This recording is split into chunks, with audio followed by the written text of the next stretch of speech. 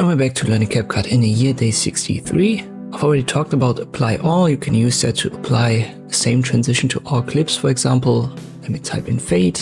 I add the black fade right here between the first and the second clip.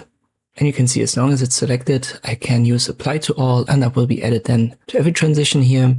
For example, we've got here between 3 and 4. We have the black fade as well. If I play it, you can see it.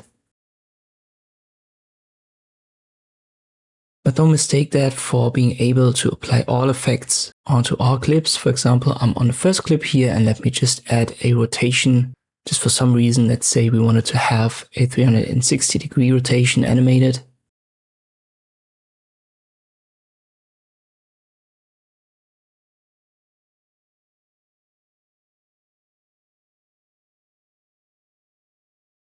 So this first clip now rotates clockwise.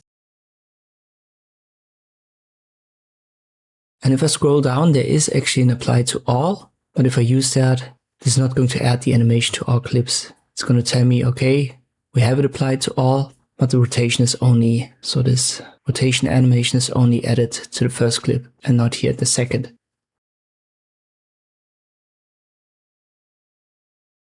So that's kind of like the limit. Apply to all is only for a specific function, here in this case the canvas, and there's also one right here for optical flow. But that doesn't mean that all adjustments that you've made on a specific clip will be applied to all clips. You have to look for the specific function, in our case the black fade transition, and then this will only be added to all clips. So when you can't find the apply to all for a specific function, that is not something that you can just bulk add to all of your clips. I hope this video was helpful. Thank you for watching, and I'll see you next time.